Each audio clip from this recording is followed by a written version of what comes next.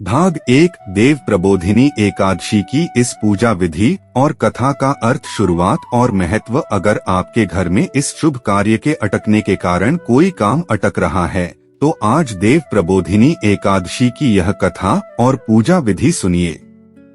कार्तिक मास के शुक्ल पक्ष की यह एकादशी आपके विवाह या अन्य अटके हुए काम को सदा के लिए पूरा कर देगी।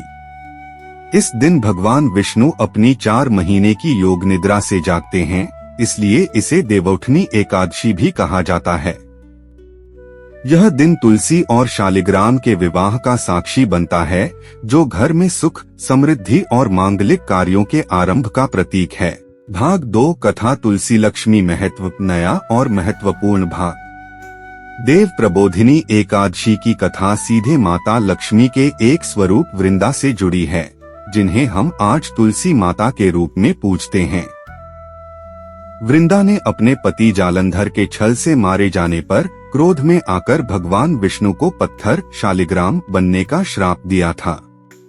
सृष्टि का संतुलन बिगड़ने पर वृंदा ने स्वयं अग्नि में समाधि ली, जिसके भस्म से तुलसी का पौधा उत्पन्न हुआ। प्रभु विष्णु ने वृंदा की पवित्रता का सम्मान करते हुए उन्हें वरदान दिया कि वे भविष्य में तुलसी के रूप में मेरी प्रिय पत्नी कहलाएंगी। यही कारण है कि तुलसी को साक्षात महालक्ष्मी का स्वरूप माना जाता है और तुलसी के बिना भगवान विष्णु कोई भोग स्वीकार नहीं करते। इस दिन जो भक्त तुलसी विवाह कराता है, उसे न केवल कन्यादान का पुण्य मिलता है, बल्कि उसके घर से दरिद्रता सदा के लिए दूर हो जाती है। याद रखिए, भागवत महापुराण का हर एक शब्द केवल धर्म नहीं, बल्कि जीवन जीने की सबसे बड़ी कला है। भागवत का ज्ञान हमें सिखाता है कि किस तरह धर्मपरायण होकर जीवन में शुभता को स्थापित किया जाता है।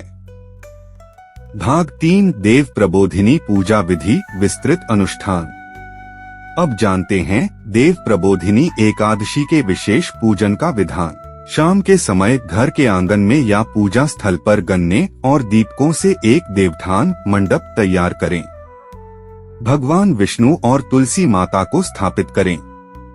पूजा आरंभ करने से पहले भगवान को पंचामृत से स्नान कराएं, पीले वस्त्र पहनाएं और उन्हें चंदन या हल्दी का तिलक लगाएं। पुष्प और तुलसी दल विशेष रूप से अर्पित करें। सबसे महत्वपूर्ण चरण है देव जगाना। परिवार के सभी सदस्य शंख, घंटी और ढोलक बजाते हुए भगवान विष्णु को निद्रा से जगाएं। इस दौरान इस जागरण मंत्र का उच्चारण करें, उत्तिष्ठोत्तिष्ठ गोविंद त्यज निद्रा जगतपते, त्वयि सुप्ते जगन्नाथ जगत सुप्ता भवेदिदम। इसके बाद तुलसी विवाह की रस्म करें। तुलसी माता को लाल चुनरी और श्रृंगार की सामग्री अर्पित कर शालिग्राम जी के साथ उनकी 7 बार परिक्रमा करें। भगवान को गन्ने, सिंघाड़े और फलों का भोग लगाएं। अंत में भगवान विष्णु की आरती करें। अगले दिन द्वादशी तिथि को शुभ मुहूर्त में व्रत का पारण करें। भाग 4 देव प्रबोधिनी एकादशी की इस पूजा विधि कथा का अर्थ और ज्ञान। इस ज्ञान को अपने तक न रखें। देव प्रबोधिनी एकादशी की इस पूजा विधि और कथा का अर्थ अपने अपनों के साथ भी साझा करें। ऐसे ही अद्भुत श्लोक रोज सुनने के लिए, धर्म और भक्ति से जुड़ने के लिए डिवाइन भक्ति मंडल को फॉलो सब्सक्राइब जरूर करें।